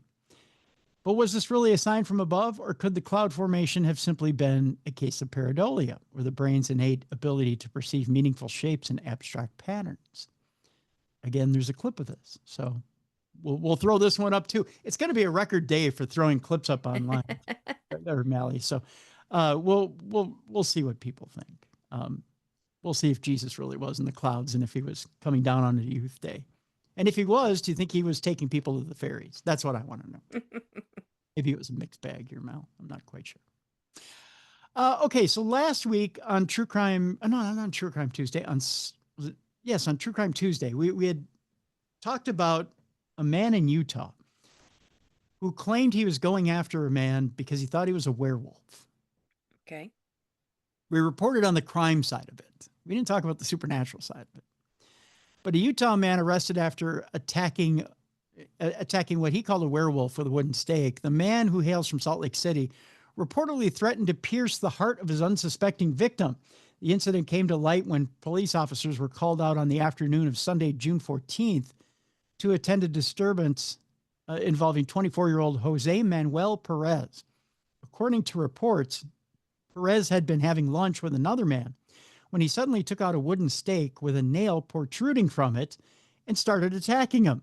I don't know who carries this around with them just randomly, but evidently he had one. After placing the victim in a chokehold, he proceeded to threaten to pierce him through the heart with the stake because he had become convinced that the man was in fact a werewolf. Fortunately, the victim was able to break free and escape. When officers caught up to Perez, he was in possession of the other man's backpack and maintained that he believed the werewolf had intended to kill him. In the end, he was booked on one count of aggravated robbery. Exactly why he believed the other man was a werewolf remains unclear. Okay. Do you have a lot of people in your circle, Mallie, that you believe are werewolves? No. I don't either. Not a big belief. My end of town. It's not. You know, not a big belief. I'm not running around thinking people I have lunch with are werewolves and I'm going to take this spiked board I have with me and pierce their hearts. Yeah. I mean, I got a couple family members that are really hairy, but that's as close as I get. I got a little more body hair than usual, but I'm not running around with people, trying to put a Right. silver bullet in me. I don't know that much. At least not yet. Now that I've made the confession, I should probably be more careful. Our next story has to do with a dragon man fossil that turns out to be the world's only Denisovan skull, or Denisovan. You decide what the pronunciation is. A fossilized skull discovered in the 1930s has now been identified as that of an elusive ancient species of human, originally unearthed by a construction worker during the building of a bridge across the Songhua River in Harbin, China. The skull, named Dragon Man, only came to light when the man's family decided to donate it to the Hebei Gyo University in, this is Zhejiang back in 2018. I believe that's the name of the city, Mallie. My Chinese may be a bit rusty. In 2021, researchers declared that it belonged to a new species of human, Homo longi. But as it would turn out, there was more to the skull than met the eye. Now, 2 new studies headed up by paleontologist Kwai Fu from the Chinese Academy of Sciences has revealed that the skull, far from being that of a new species, is actually that of a Denisovan, making this the first known skull of the species ever identified. Before this, all we had to go on was to understand that the Denisovans were a new fossil fragments, or were new fossil fragments. To identify the skull, the team extracted proteins from the petrous bone, as well as mitochondrial DNA from the plaque on its teeth. And there had to be quite a bit there for it to be quite old. Mm-hmm. The finding that the human DNA of the Harbin species is better preserved in the dental calculus than in dense bones, including the petrous bone, suggests that the dental calculus may be a valuable source for investigating DNA in metal Pleistocene hominins, the research wrote. The findings indicated that the Denisovans were not that unlike other species of ancient humans from the time, although further fossil discoveries could change the conclusion in the future. The DNA also helped to more conclusively identify other fossil fragments as that same genome. As for Homo longi, however, sadly, it seems that this particular human ancestor never actually existed. Well, that's kind of interesting indeed. All right. Elsewhere in archaeology, an ancient 5,000-year-old manuscript with a terrifying message is discovered in a Saqqara tomb in Egypt. Archaeologists conducting Kentucky. That's right in the south there, isn't it? Mm-hmm. Yeah. Archaeologists conducting excavations in Egypt's Saqqara region have discovered a 5,000-year-old manuscript containing a terrifying message, according to the Mirror, unearthed inside a sealed sarcophagus hidden deep within the catacombs of the necropolis.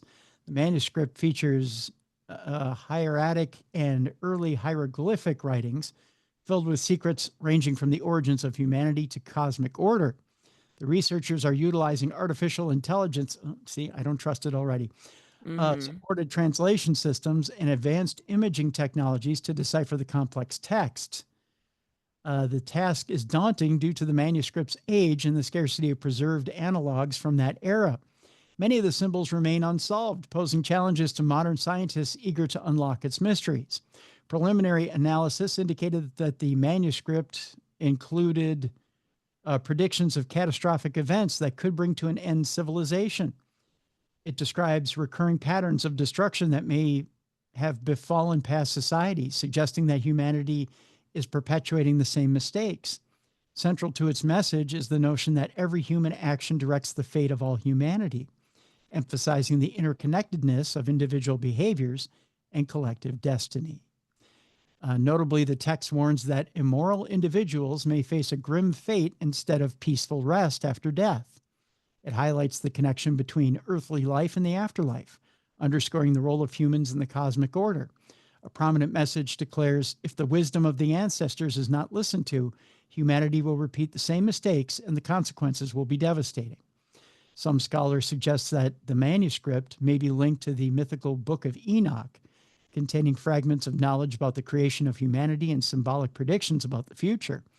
The possible connection has sparked considerable interest, as it could provide insights into the philosophical and religious ideas characteristic of the earliest civilizations. In addition to the manuscript, archaeologists, it's getting late, archaeologists covered skulls of mummified corpses within the tombs, adding to the enigma of the find.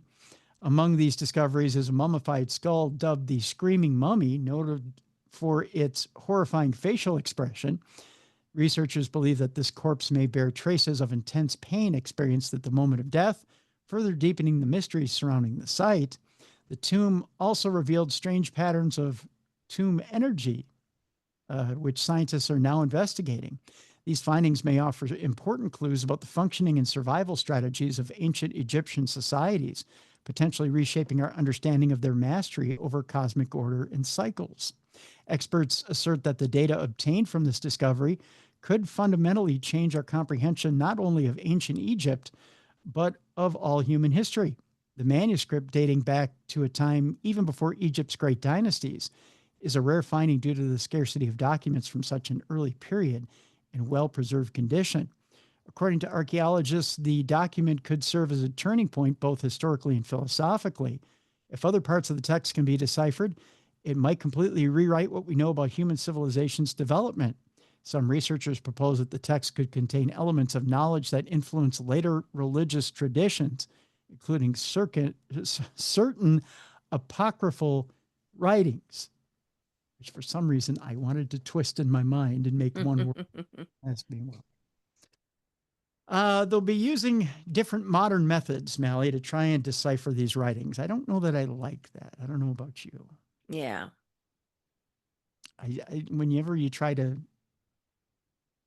look at a language and you think you know what it means already, but then you bring in modern technology that gets half of it wrong anyways, whenever you're using current language, I just don't think it works. I don't think it can work. We're getting down to the end of the program, and there's an interesting story out there that asks the question, if nobody had kids, how long would it take for us to go extinct as a race? It's an interesting question. Yeah. I'll give you a quick answer on this. Okay. There is an article that's written out there that says very few people. God, it's time to wrap this thing up. Very few people live beyond a century, it says here. So if no one had babies anymore, there would probably be no humans left on Earth within 100 years, you would think. But first, the population would shrink as older folks died and no one was being born. Even if all births were to cease and suddenly cease, this decline would start slowly.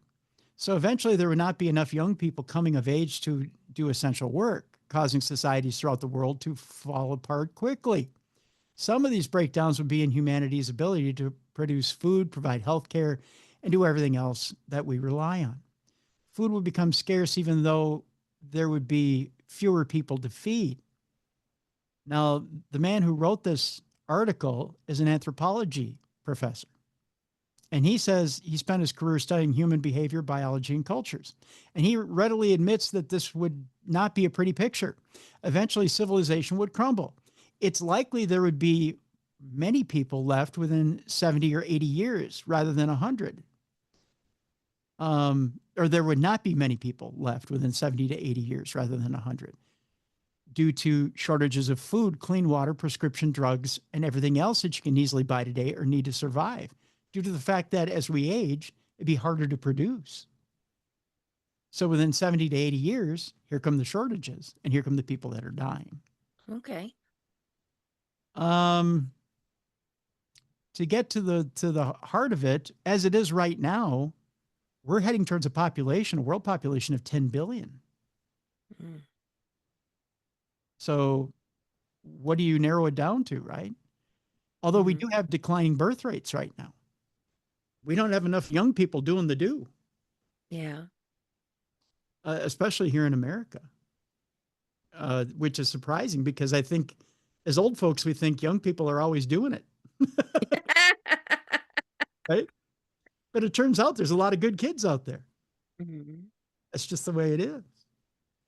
Or they're playing video games. Mm-hmm. And that's just the way things are. So as it stands right now, birth rates are declining in the US. They're up in other countries. And the world is getting higher in population. We are going towards 10 billion. Slowly but surely. I think we're at 8 something, if I remember. Okay. But we're slowly reaching 10 billion. But the short answer here to this article is it would take about 70 to 80 years if everyone stopped procreating as of right now. And depending on, human compatibility, ingenuity, and if we had a spirit of togetherness, if we banded together and decided we wanted to save the human race,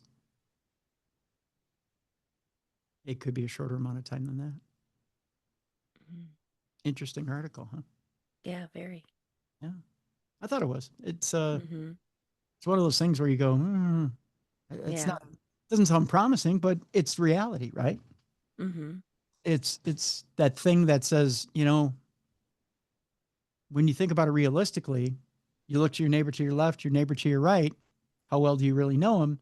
And if we had a crisis today where we had to depend on each other, could you really look to your left and to your right and say, I know they have my back? Right. But then again, we'll be dead by then. So, hey,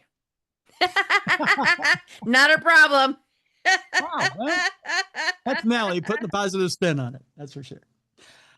So I saw something interesting last week, and maybe you saw it too, Mallie. The 50th anniversary of Jaws on NBC. Did you see the movie showing? No, I didn't see that it was the 50th anniversary. Yeah, it's the 50th anniversary of Jaws. And last Friday, they played the movie on NBC, on the network. Mm-hmm. And there's an interesting introduction by Steven Spielberg. In the introduction, Steven Spielberg said, I truly believed when they put this movie in my hands, it would be the first movie I'd produce and the last movie I'd produce and direct. That this would be it. That it'd be the Okay. He truly thought he was going to fail and fail miserably. That the task at hand was probably too big. And that maybe people wouldn't get it. But the myth of the monster shark over 50 years, I think, has probably been debunked by now. Mm-hmm. There's an interesting article out there about that as well. The person who writes the article is a little skeptical about the movie in itself. I think we should call it what it is. It was a masterpiece of its time, right? Mm-hmm. It scared people into thinking it wasn't safe to go into the water. I know to this day, I still don't want to go into the water because of sharks. Keep in mind, I was 5 years old when this movie came out. Yeah, that scared all of us, though. Yeah. And I still, to this day, whenever somebody says they see a shark in the water, I'm out. When you jump in the ocean, I'm like, nope, not taking the chance. I still don't want to swim in the ocean to this point, to this day, because of seeing that movie. And people point out that, sharks, the bite rate to humans of sharks to humans and the fact that they go after humans is rare. That's not their main predatory food. That you shouldn't have to worry about that. But you see it in the news. Another shark has gone after another human. Yeah. And you go and somebody ends up getting bit, losing limbs, barely surviving. And it's scary, right? But sharks also have a vast array of superpowers that scientists have only recently discovered. They have electroreceptive pores located around their heads and jaws. They have amazing sensory capabilities, allowing sharks to detect weak electrical fields emitted from hidden prey. Their skin is protected with an armor of tiny teeth called dermal denticles, composed of sensitive dentin, that also allows for better drag-reducing hydrodynamics. Biologists and engineers are also using this shark skin technology to design hydrodynamic and aerodynamic solutions for future fuel-efficient vehicles. Some sharks are biofluorescent, meaning that they emit light in different wavelengths after absorbing natural blue light. This emitted fluorescent color pattern suggests visual communication and recognition among members of the same species and is possible in dark depths. Sharks can migrate across huge global distances. For example, a silky shark, which I take it listens to a lot of R&B, was recorded traveling 17,000 miles over a year and a half. That's a distance. You know, sharks never stop swimming. Hammerhead sharks can even hone in on the Earth's magnetic field to help them navigate. Another impressive feat. Greenland sharks exhibit a lengthy aging process and live for hundreds of years. Scientists estimated that one individual was 392 years old, give or take 120 years. Look at that. There's lots of interesting things about sharks, right? So when it comes down to attacks, you know, Jaws was filmed on Martha's Vineyard in Massachusetts. They cite here that the populations of sharks there have recovered well over recent years in response to more seals in the area and recovering fish stocks. You might assume more sharks would mean more attacks, especially on humans, but that's not what they observe. Shark attacks have always been few and far between in Massachusetts and elsewhere, and they remain rare. It's only a Jaws perpetuated myth that sharks have a taste for humans. Sure, they might mistake a person for prey. For instance, surfers and swimmers can mimic the appearance of seals on the surface. Sharks in murky water might opportunistically take a test bite to see what seems to be prey. But these attacks are rare enough that people can shed their Jaws-driven irrational fear of sharks. Almost all sharks are timid, and the likelihood of an altercation, let alone a negative one, is incredibly rare. Importantly, there are more than 500 species of sharks in the world's oceans. Each one is a unique member of a particular ecosystem with a vital role. Sharks come in all shapes and sizes and inhabit every ocean, both the shallow and deep end ecosystems. More recorded human-shark interactions are awe-inspiring and not terrifying. Sharks don't really care about people. At most, they may be curious and not hungry for human flesh. Whether or not Jaws fans have grown beyond the fear of the movie monster sharks, we're going to need a bigger conversation in order to continue to protect the important ocean guardians. So in other words, it was an irrational fear, even though you have Megalodon that is out there now. Right. That huge shark that for some reason Jason Statham can't get. Was that Meg? Yeah, Meg, yes. Meg. Yep. That's not although it's a real species. Right. It's not a real threat. So you can as we used to hear as a kid, you can calm your tits about that one. Yeah. It's not a real threat. So yeah, you're not going to get hunted by a Meg out there. All right. I promised you a palate cleanser after we tried to calm your fears about sharks. So let's tell you about, let's go from one big shark who had big teeth to another big shark in the art world who had big bronze balls. Okay. We say goodbye today to Arnaldo Pomodoro. Poor man. He took his big bronze balls all over the world, Mallie. Okay. He was a decorate prominent who had giant bronze spheres. Okay. And he set the public art world on fire by going to different prominent public spaces around the world and set his big bronze balls down there. Okay. What he did. Arnaldo Pomodoro, Italy's most prominent contemporary artist, whose bronze spheres decorate iconic public spaces from the Vatican to the United Nations, and died at age 98 this past week. Pomodoro died at home in Milan on Sunday, the eve of his 99th birthday, according to a statement from Carlotta Montebello, who's director general of the Arnaldo Pomodoro Foundation. Pomodoro's massive spheres, at least that's what he claimed, are instantly recognizable.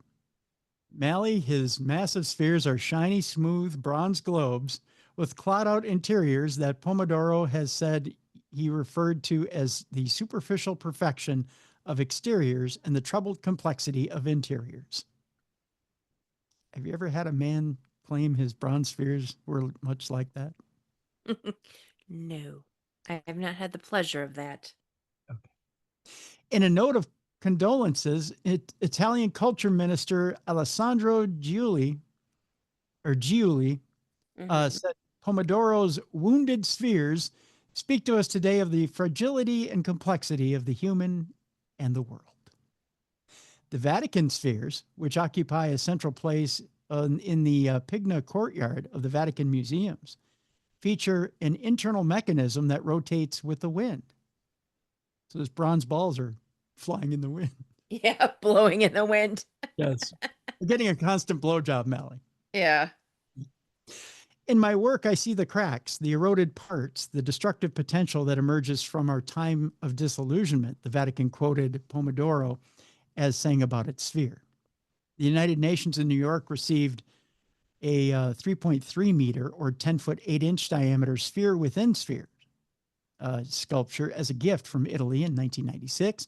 The UN sphere has referred to the coming of the new millennium, the UN said. A smooth exterior womb erupted by complex interior forms and a promise of the rebirth of less troubled and destructive world, Pomodoro said of it. Other spheres located at museums around the world and outside the Italian Foreign Ministry, which has the original work that Pomodoro created in 1966 for the Montreal Expo that began his monumental sculpture project.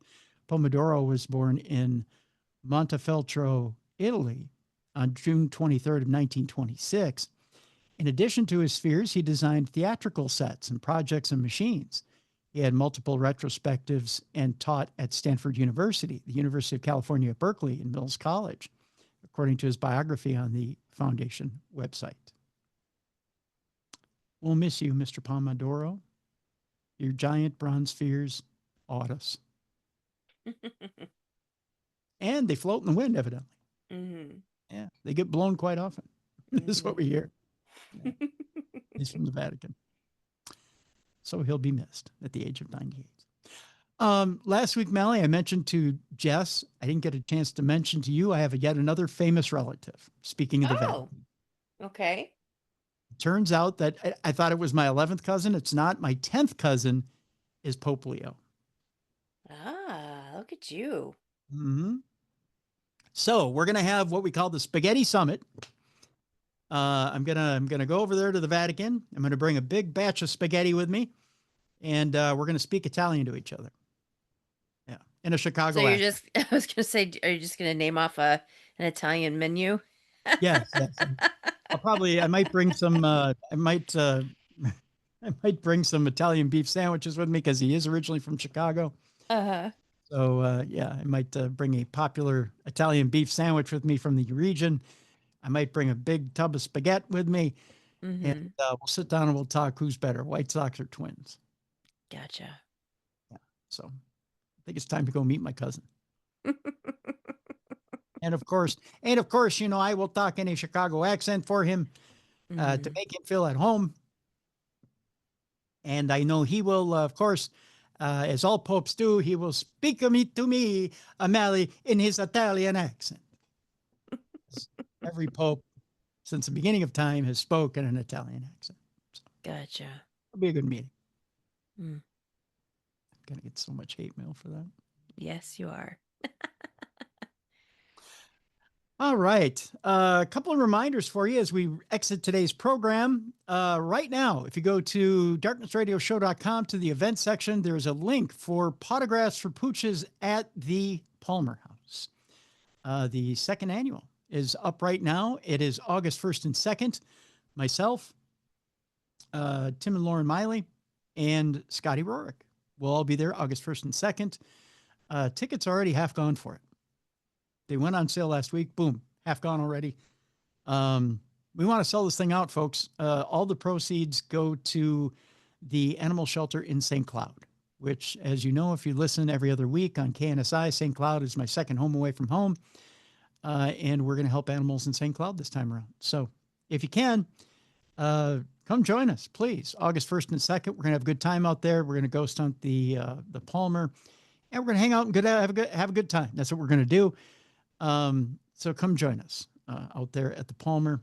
Again, go to darknessradioshow.com, click on the events tab. You'll see the banner there, or just go to potographsforpooches.com. The tickets are available there as well. Either way, we'll get you to the tickets for that event. Second, if you're listening to the show on audio and you want to join us on video, it's real simple. Darknessradioshow.com, click on the show that you're interested in.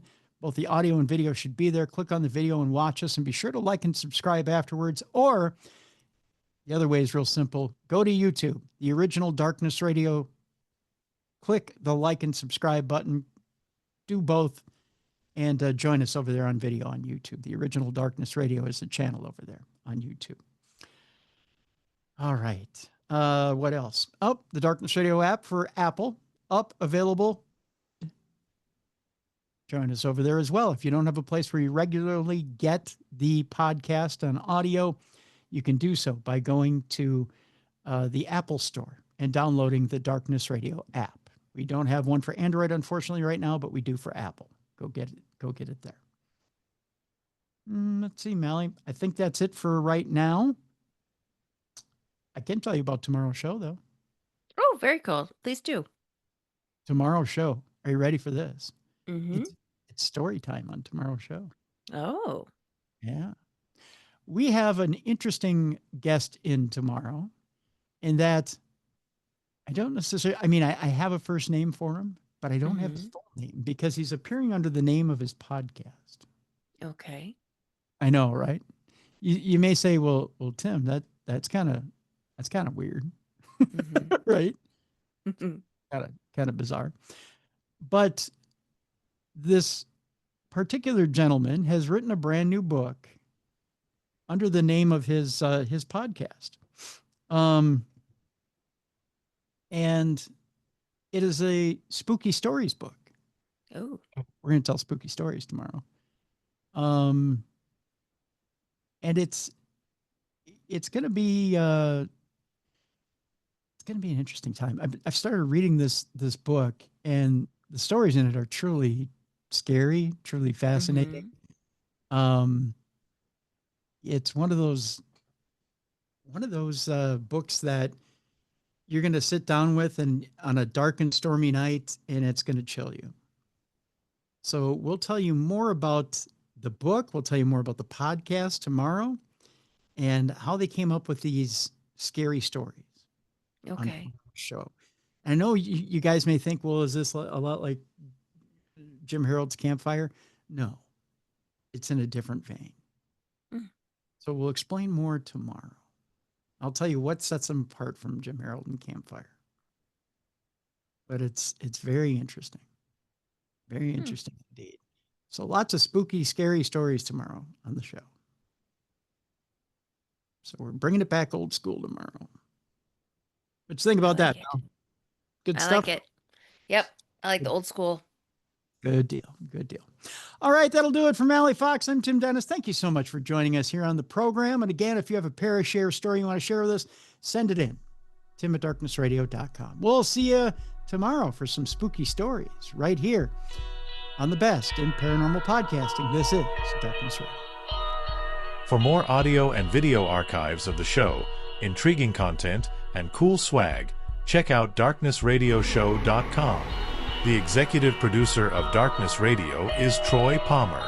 If you enjoyed today's program, please like and subscribe. Thank you for watching.